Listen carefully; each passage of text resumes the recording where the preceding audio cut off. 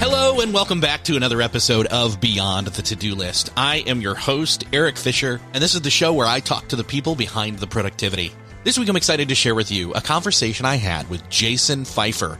He's the editor-in-chief of Entrepreneur Magazine, host of the podcasts Build for Tomorrow and Problem Solvers, and author of the new book, Build for Tomorrow. In this conversation, we talk about his new book, and his new book is not a business book. It's actually a book about everything we grapple with, because in order to survive in times of change, we must first create change within ourselves. And we break that down. We talk about how to be resilient and resourceful, inflexible in your thinking, and how to thrive by harnessing the power of change. And to do that, we have to break down the different stages of change. So we talk about when change starts to happen and we panic, and then we talk about how to adapt with that change and move through those four phases. I've just named two of them, panic and adapt. And we've all recently gone through very dramatic waves of change, whether we acknowledge it or not. And so if you feel like you've been riding a wave of change for a while, this book and this conversation is perfect for you. So I'm just going to get out of the way and say, enjoy this conversation with Jason Feifer. Well, this week, it is my privilege to welcome to the show Jason Feifer. Jason, welcome to Beyond the To-Do List. Thank you for having me.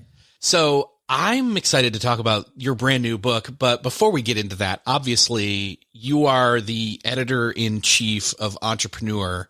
I'm curious, what's the connection between entrepreneurialism and your book, Build for Tomorrow, subtitle, an action plan for embracing change, adapting fast, and future-proofing your career? What's the Venn diagram in your head about the book and entrepreneurism? So the book really came out of a question that people kept asking me, and that was, what are the qualities of successful entrepreneurs? What is the thing that drives people to success if there's a pattern? And at first, I'll be honest, I didn't have an answer to that. I was actually kind of weirded out that people kept asking me the question, because when I became editor-in-chief, which was in 2016, I would go on podcasts, I would go to events, and that was just a question that kept coming up. And I started to think, what is the explanation for this question? And I realized that if you listen to the questions that people ask you, you will really be hearing what people think your value is to them. Like, that's what they're telling you, what they think your value is to them. And the reason they were asking me that question, I realized, was because they see me as a pattern matcher. I'm the guy who has access to lots of people, and therefore I should be able to see the patterns across those people. That's my value. So if I can understand that value and I can have an answer to it, then I increase my value. And so I thought, well, what is the answer to this question? What is the thing that drives success? I spent years talking about it, thinking about it, interviewing people about it. And the commonality that I found is that the most successful people that I meet are the most adaptable. And I wanted to understand what it is that they were doing. It doesn't seem to be something people are born with. It seems to be a skill that people can learn. And the pandemic really became the moment in which I felt that was most studyable, because the pandemic was when everybody went through the same change at the same time and then radically diverged in how they acted. And I saw some people reinvent their careers and their businesses, and I saw other people try to cling desperately to the past. And out of that came the book. It was really an effort to understand what it is that adaptable people do so that they can find new opportunity in moments of great change, which is a thing that we all face, but not all of us are very good at. So I like that you said, one, we all face change, and two, we don't all have the skill, or we don't have it honed to the same level. It's kind of like how, in junior high and high school, my wife and I have always said, they really should be teaching more of this like life skills stuff there, right? And I would think that adaptability and, resilience and being able to move through the process of change would find itself at home in that kind of skill set in a younger generation as they're honestly really needing it. I mean, it's a skill set that really should be taught at that young level, right? I agree with that. It's a hard skill set to teach, though, of course, because part of this is an intellectual exercise. I can tell you things to do, and we can talk about that. But intellectual exercises will only get you so far, of course. There's only so much you can tell someone without them having to really experience it in order for it to sink in. And then also, let's not forget that we learn how to do this kind of stuff, not just through exercises or lessons, but also by absorbing what the people around us do. And because so many people are very bad at this, I would imagine a lot of people just grow up in families where parents are very resistant to change, where their friends are resistant to change, where their communities, where their networks are really dug in. And they therefore are absorbing those lessons and habits. And I agree with you that it would be excellent for us to start to introduce these concepts at an earlier age. But this is also, we have to recognize a journey that every individual person is going to have to go on. And they are going to have to enter an ever-changing world with whatever tools and perspectives they have available. And then they're going to have to test that against the real world and then hopefully start to evolve as they learn more. Now, you mentioned the pandemic in terms of it being like an accelerator moment, or a moment that's, under the microscope when everybody has to change. Let's mass scale learn from each other on that level. But was that the moment that kind of changed your mind or your thinking, or brought about this mindset on change? Or how did you enter into the pandemic? What was your status of mindset on change before, pre-pandemic, in other words? Oh, before the pandemic, I had already concluded that it was the most important skill for success. But what I hadn't figured out was how people were really thinking through it, what they were doing, and then how to package that and communicate it to others. That I hadn't figured out yet. I mean, I remember going back to the keynotes that I was doing before the pandemic, where I would do these talks about change, but I think back on them now and I think, they were really cheerleadery, but they weren't that instructive because I hadn't gotten to that point yet of really understanding what it was that people were doing. Look, I'll give you just one little example. The last thing that I did socially before the pandemic disrupted everything was I went out to a friend's birthday dinner. It was Nicole Lappin, who I co-host a podcast with called Help Wanted. And Nicole had a birthday dinner, 12 friends at a restaurant or something. And I was seated next to this woman named Megan Asha, who runs a company called Founder Made. They host trade shows for the CPG industry. And I was saying to Megan, boy, it looks like events are going to be shutting down. How are you thinking about this? And she said, I am actually weirdly excited about it. And the reason for that is because we have all of these ideas for new lines of revenue and new opportunities for Founder Made. And we've never really been able to explore them because all of our resources are always being put towards getting the next trade show up. And so now we're going to be forced to stop that, and we're going to be able to explore some of these other ideas.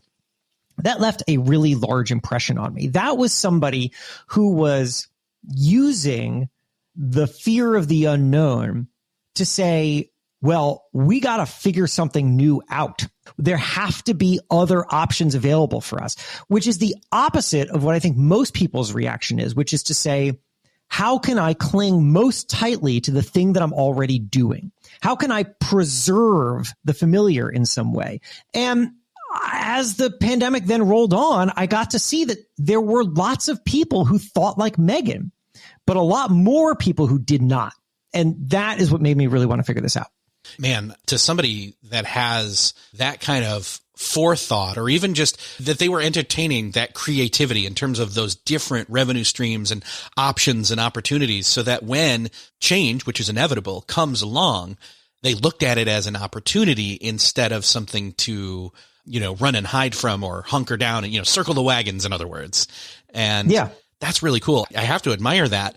But most people, they find themselves in that fearful mode. So how do we start to move, if change is inevitable, which it is, and we constantly find ourselves butting up against change, how do we start to get our mind to become more flexible and adaptable and resilient when it comes to change? So it starts by having a good perception of yourself, because before you can navigate the new change in front of you, you better understand what it is that you're carrying into that change. We make a mistake, all of us, far too often. And that is that we identify too closely with the output of our work or the roles that we occupy. So that if someone comes up to you at a party and says, what do you do? Your answer is almost certainly going to be one of those two things. It's either the output of your work, the thing that you produce, or it's going to be the role you occupy somewhere. And that's fine. There's nothing wrong with identifying with those things. But the problem is that those things are so easily changeable. So if that is how you anchor your identity, your sense of understanding of yourself, well, then as soon as those things change, and I phrase that way because they will, as soon as those things change, you don't just have a change to your work, you have a change to your identity. That feels really scary. Why? Because we experience change as loss. That's how we think of it. We experience change as loss. This is so decades of psychological research will show you that we all have loss aversion theory, which is to say that we're more focused on protecting against loss than we are in pursuing gain. So when something changes, we start to think, what is it that I am losing? What thing am I comfortable with and familiar with that is no longer going to be here with me? And when that's your whole identity, that is terrifying. So one of the first things that we need to do is we need to define ourselves in a way in which we are not anchored to something that is easily changed. It's what I like to call the thing that does not change in times of change. And I would suggest you do, and I have a whole, not to hawk the book, but like I have a whole exercise of how to do this in the book, Build for Tomorrow. But what I found, it was incredibly valuable for me and what I would suggest for everyone else, push yourself to come up with a single sentence that describes you and what you do in a way in which every word is not anchored to something that is easily changeable. So what does that sound like? Well, for me, it is not, I am a magazine editor. It is not, I write books. It is not, I host podcasts. It is 7 words. I tell stories in my own voice. And why is that important? I tell stories. Well, think about the word stories. Stories isn't magazines. It's not newspapers. It's not podcasts. It's not whatever. This is my phone. I'm holding, for people who aren't watching, or just listening, I'm holding my phone up right now. And the reason I'm doing that is because my boss at Entrepreneur, I don't own Entrepreneur. It's not my company. I'm just the editor-in-chief. My boss at Entrepreneur has my phone number. He can call this phone that I'm holding right now at any time, and he can fire me. You can do it right now as I'm holding the phone. It'd be super weird. And if he does that, and my identity is I'm a magazine editor, well, then I am one phone call away from losing my identity. And that is a terrible place to be. But if I tell stories, no phone call takes that away from me. And then in my own voice is the way in which I'm setting the terms for how I want to operate at this phase in my career. I'm not interested in telling other people's stories in other people's voices. I'm telling stories in my voice. The more that you can come up with that, and look, I've run that exercise with so many people as I go and I speak to executive teams, and I hear the most amazing things. I hear people say, I help organizations solve complex problems. I help people achieve their greatness. I am a builder of things. You get down to that granular level, to the thing that's inside of your core that drove you to develop skills that enable you to do the tasks. Well, now what you're really doing is you're unlocking all this other potential, because when change comes to the thing that you're already doing, you don't feel anchored to it. You have transferable value. If all magazines disappeared today, I can still tell stories. I know what I'm carrying forward into that changing world, and therefore I can start to recognize new identities. The CEO of Food Stirs, which is they make baking mixes and sweet baked goods. He told me, our mission is to bring joy to people with upgraded sweet baked goods. I love that. Bring joy to people. There's never going to be an absence of need for joy. So bring joy to people. And then with upgraded sweet baked goods, great. There's a million ways to do that. If people hate baking mixes, you can do it in some other way. The more you liberate yourself from a narrow understanding of yourself, the more you are able to move more confidently into anything that's changing. That's a great perspective. I think this is one of the things that, as we've talked over the course of the past 10 years on this show, we've had a lot of shift in terms of, and it was happening before that, but, the days of working for one company and working there for your entire life, and they give you the gold watch and, the bank account, all that, and you retire and all that. Like, those days are gone. We have portfolio careers at this point, and this is key as to how to make that work. Yes, it is. I wouldn't even want to be in one place. I mean, I guess I've come up in that environment now where I see people move and grow, but I've also frankly just experienced it myself in reinventing myself so many times. I started as a community newspaper reporter, making $20,000 a year at a tiny place called the Gardner News. And then I became a magazine editor, and then I kind of kept pushing myself into doing all these different things. And, something that really helped me along the way was what I came to call work your next job. And work your next job means this: in front of you, who is listening to this right now, in front of you, in front of me, in front of all of us, there are two sets of opportunities. You can call them opportunity set A and opportunity set B. Opportunity set A is everything that's asked of you. So if you got a boss and that boss has expectations and you're evaluated on how well you meet those expectations, then you have to do a good job with those things. That's opportunity set A. Opportunity set B is everything that's available to you that nobody's asking you to do. And that could be at work, where you could join a new team or take on some new responsibilities, or it could be something outside of work where you listen to podcasts and you like podcasts, so you decide to start one of your own. Nobody is asking you to do most things, but I am here to tell you that opportunity set B, doing the things that are available to you that nobody's asking you to do, those are more important, infinitely more important. Not to say opportunity set A is unimportant. You have to do good work or you'll get fired and you don't have an income, but opportunity set B is where growth happens. If all you ever do is focus on the thing that you're already doing, then you'll only be qualified to do the thing you're already doing. And therefore, there's no growth that happens there. But when you're doing opportunity set B, you start to open doors into the future. I mean, the things that I do today are the result of me taking risks many years ago and not knowing how they would pay off. The reason that I can have this conversation with you right now, using this kind of voice that I've come up with for talking on microphones and being able to maintain eye contact with this camera that we have here, is because years and years ago, when I was at a different magazine called Fast Company and they started a video department, I, a print magazine editor, volunteered to be an on-air host. And they stuck me in front of a camera and I didn't really know what I was doing. And nobody had asked me to do this, but I just figured it was a good skill to learn. And I didn't know why it would be a good skill to learn. Was I going to get a TV show? No, nobody ever gave me a TV show. But years and years later, when I was talking with the president and CEO of Entrepreneur Media about being the editor-in-chief of Entrepreneur Magazine, one of the things that they really liked about me was that I was able to go out and represent the brand really well. You could stick me on TV. You could stick me on a stage. I'm comfortable doing it. The reason I'm comfortable doing it is because of all this other stuff that I did before that I didn't know how it would pay off, because I just followed opportunity set B. That's how this works. It's a weird zigzag payoff, but you have to be able to give yourself the resources and the tools to make the zigs and the zags. So when you work your next job starting right now, you prepare yourself for unknowns in the future. I love the way that you frame that up, because I really appreciate this thought that even if somebody listening in is stuck, air quotes, stuck in a position where they feel like nothing I'm doing right now applies to the position or positions in my portfolio that I can see myself doing, that I want to do, working those jobs now, by doing those things, you're not wasting the experience and the opportunity to not just experience, but build that muscle. It's almost like doing push-ups against the wall of a cubicle like you're in prison, right? Metaphorically. That's a weird way to put that, but that's kind of my mental picture that helps me with that, because I've personally spent a lot of time in cubicles and spent some of it very wisely and some of it very poorly. And if I had adapted this idea of working my next job, I would have done so much more of those things that weren't asked of me in those moments, and it would have helped.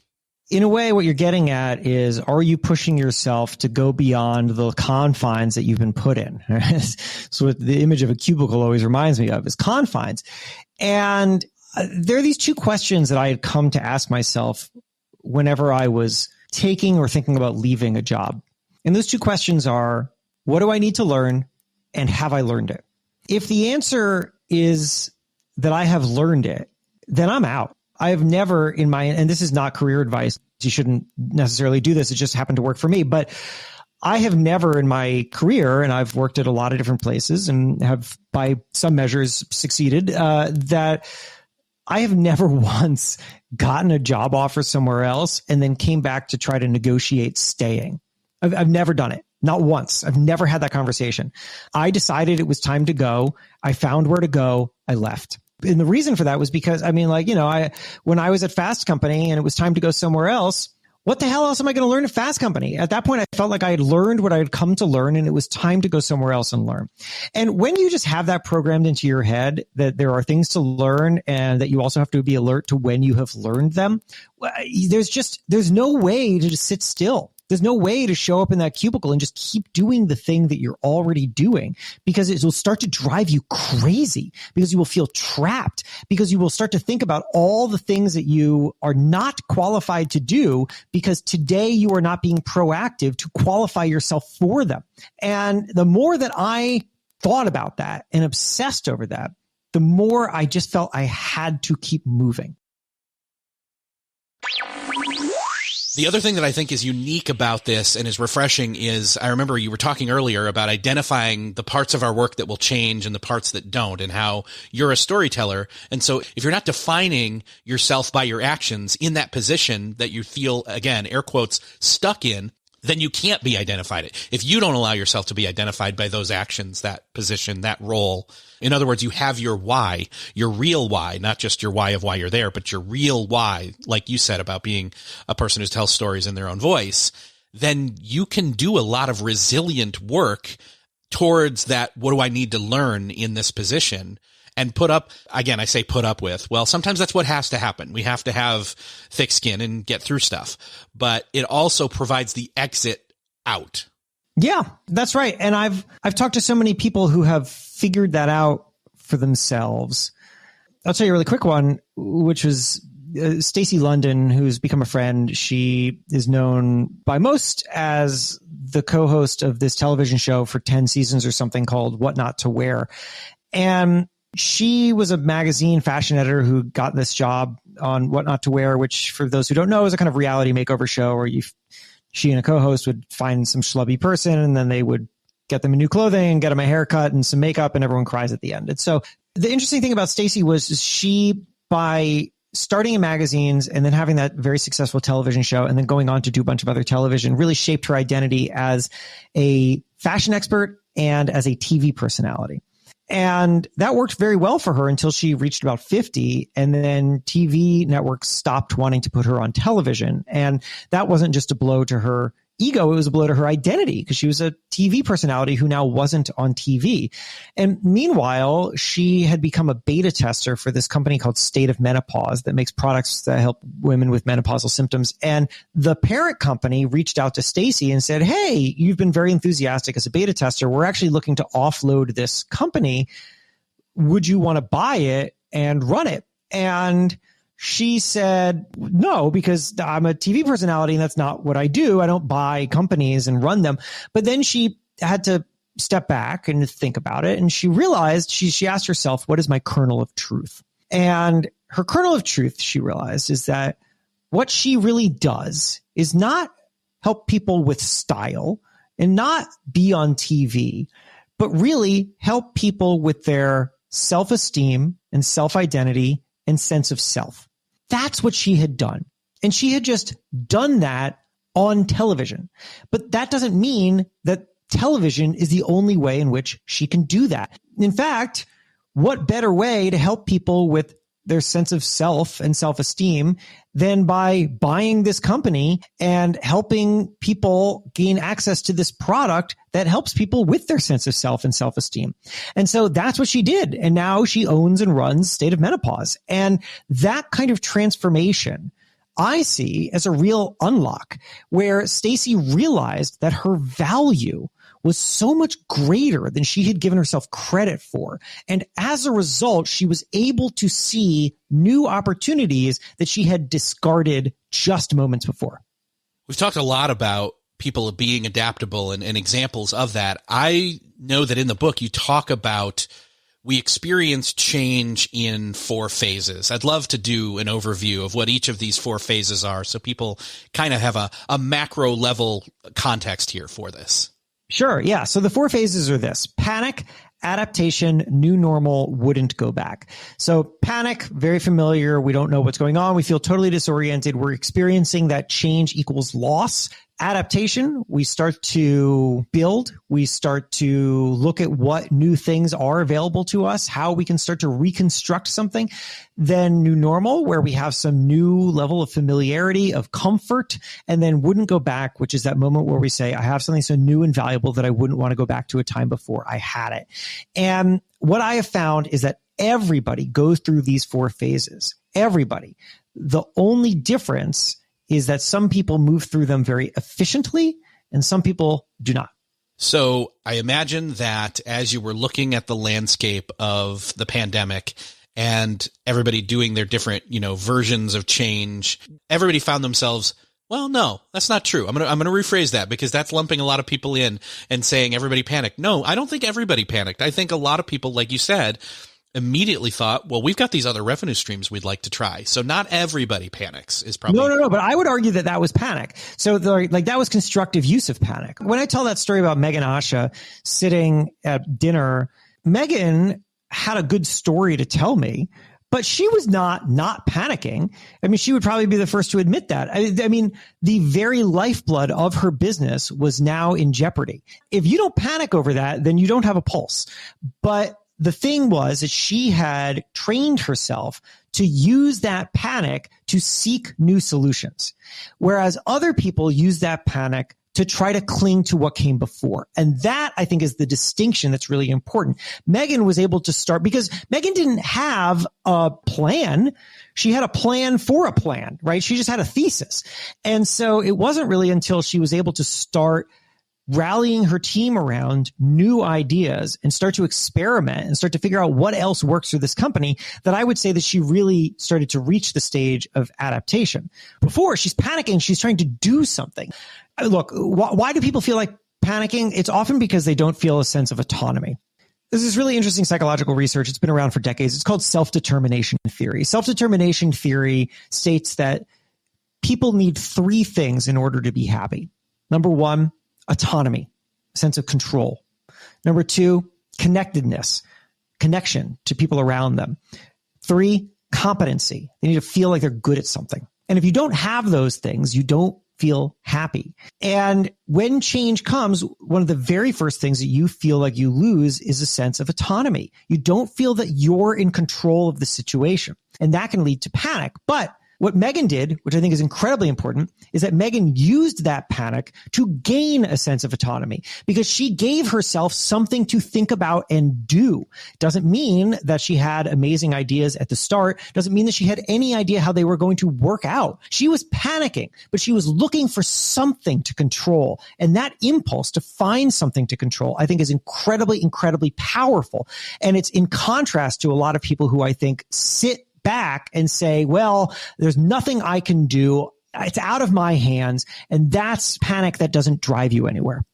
Is there a line between the first 2 phases, between panic and adaptation, where you use the panic productively, in other words, to thrust yourself into the second phase? It almost feels like it's the stages of grief. They're messy. You don't just progress stage to stage to stage. You sometimes experience multiple stages all at once. That's exactly right. That's really the idea here. This is not a clean linear process.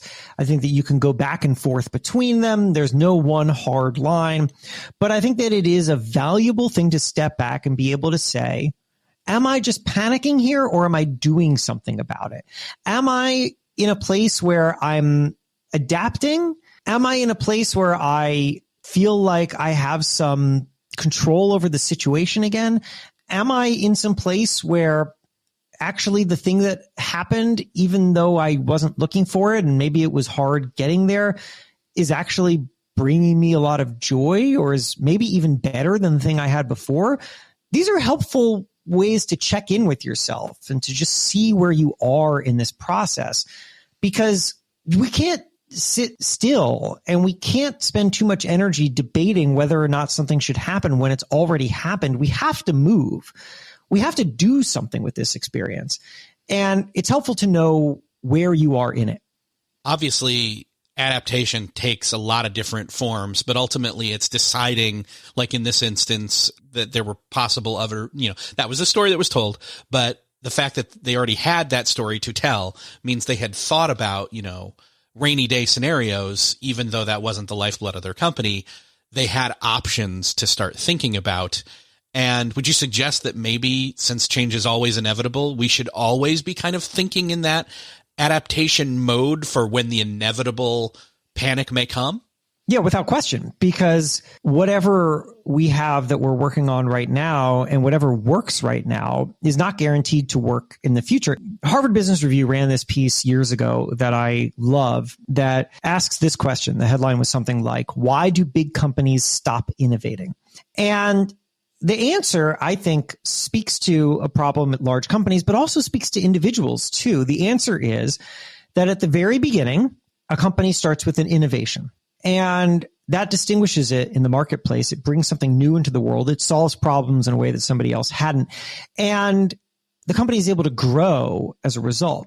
But over time, more and more and more, and eventually all resources are shifted away from innovation and towards efficiency. It's just about making something smarter, or rather faster and cheaper and better. And that's fine.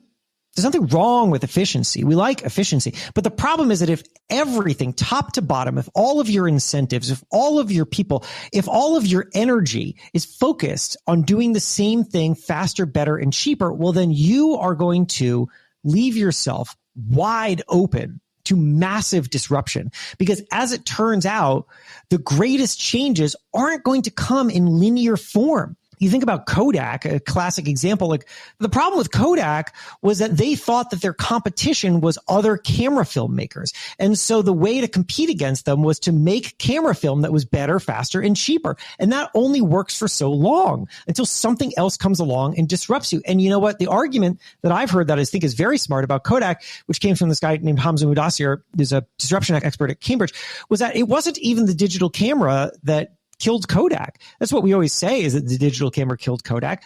Could be true, but here's an interesting theory. The interesting theory is that it's not the digital camera that killed Kodak. It was Facebook that killed Kodak. Why? Because the early digital cameras sucked. They did. They sucked. You know, if you're old enough to remember them, and I am, they weren't very good. They were bulky. The resolution was terrible. What were you supposed to do with these digital photos? They were these giant files, and your computer could barely hold them, and it was impossible to send them to anybody. What were you supposed to do with these things? And then Facebook came along, and Facebook gave people the first real use case for the digital photos.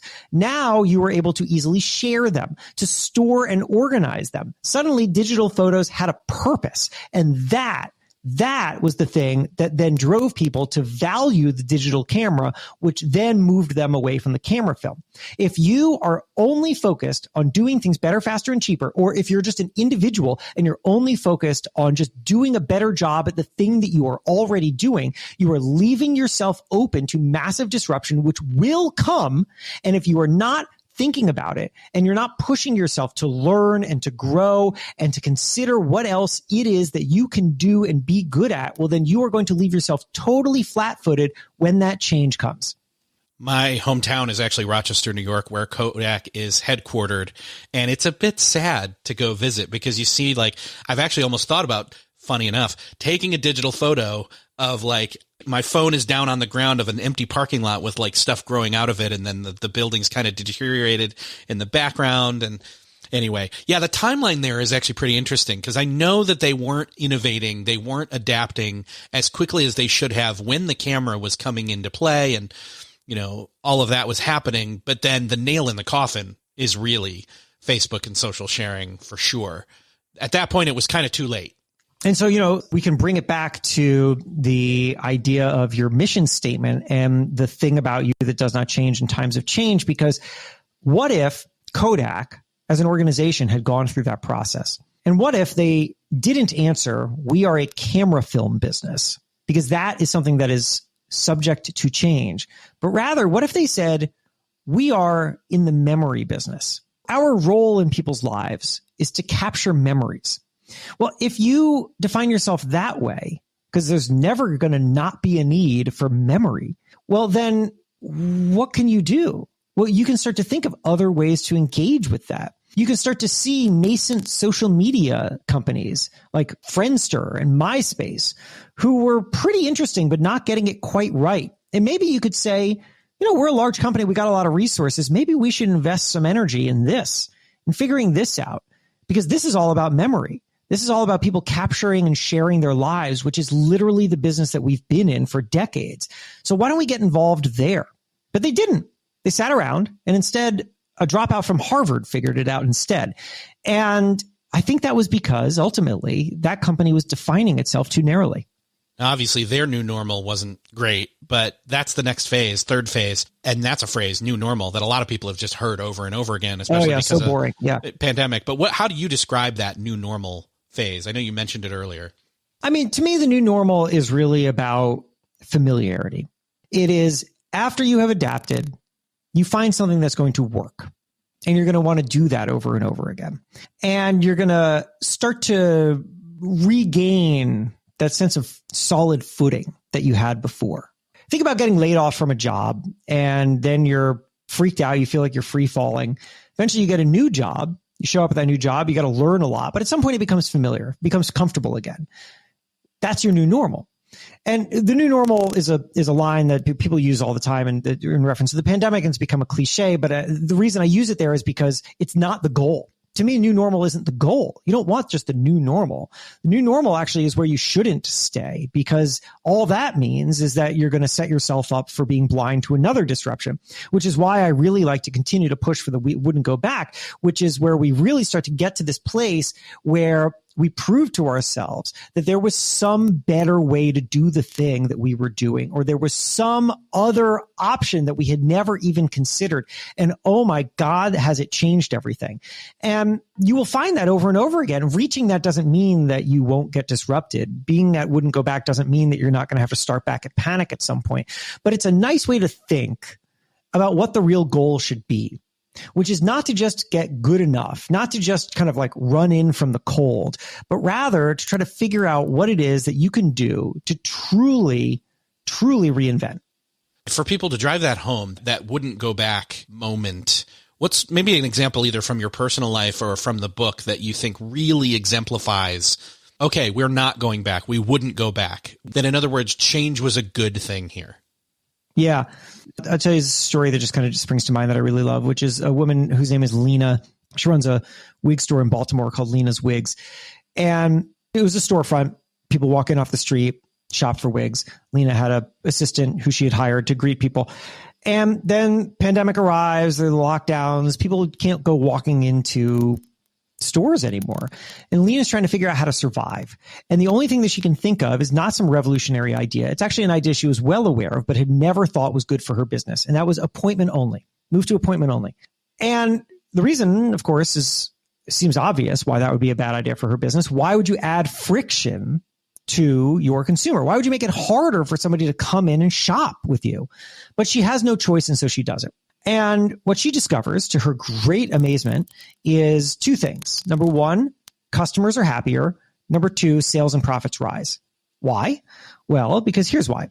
As Lena discovered, you know who doesn't buy wigs? The answer is people who walk in off the street. They don't buy wigs. They browse wigs. They don't buy wigs. You know who does buy wigs? People who are shopping generally for very personal reasons, religious or health. They are more than happy to make an appointment and have a private experience without a bunch of randos who walked in off the street. So here, because Lena thought there was only one way to run her business, she was paying an employee to greet the people who were coming in off the street and not buying her product at the expense of the people who actually were. And it wasn't until she was forced to make this change and she saw what happened that she realized that there was another way to run her business. And then she leaned very heavily into it. Then she started to really invest in her digital presence, which she had never done before. She figured out how to do virtual fittings. And now she tells me she's making a lot more money with a lot less work, and she's serving more people as a result. That's a wouldn't go back moment. And Lena did not want to find that, right? She didn't want to have her business disrupted. She thought it was running really well. But because she was forced to, she discovered a better way. And then once she saw that there was a better way, she leaned more into it and she really found that wouldn't go back moment for her. Man, that's inspiring. I love that you sometimes, it's hidden right in plain sight and you don't know it, that you're being forced to confront this, option or whatever it is that's in front of you. And if you eliminate those options or you change the way that you're thinking about it, I'd be curious to see what her true skill set is. In other words, like you're talking about being a storyteller and everything, like what hers is in that regard. But it's like, it kind of made sense to me is like, you're spending all this time. It's kind of the 80-20 rule too. It's like, let's flip that, the 20% that are going to spend 80% of it. I'm not then wasting time on the walk-ins, in other words, and paying someone to greet them and so on. So, it takes those kinds of pausing and adapting, and I would say even having panic about it moments to get to that. Wouldn't go back again. I'd love to shoot people over to where they can find out more about the book and dive deeper. We've barely scratched the surface of what's in the book, but again, it's called Build for Tomorrow, an action plan for embracing change, adapting fast, and future-proofing your career. And I think we've given pretty good examples of all of those things, but where can people find it and connect with you? The book you can find anywhere you find books. Again, Build for Tomorrow. It's audiobook. I read it myself, ebook or hardcover. Amazon, Barnes & Noble, your local bookstore, whatever, please go check it out. I'd love for you to. And then earlier I had mentioned that I have a podcast. So if you're listening to this, you are a podcast listener. Anyway, I have a show called Help Wanted with Nicole Lappin, who's a best-selling finance expert. And what we do is exactly that. We take listener questions on careers and work, and we often bring them onto the show and talk them through it directly. And sometimes Nicole and I will debate a subject ourselves. And, our goal is to just be incredibly useful for people and help people build a career company they love. That's awesome. I can't wait to tune in myself and listen in more on that. So I'll link up to the book in the show notes as well as your podcast, and hopefully more people will go check that out because it sounds like an awesome concept. Jason, great talking with you. Thank you so much for being here, and I can't wait to see what you do next. Oh, hey, well, thanks a lot. It was such a great conversation. I appreciate you having me.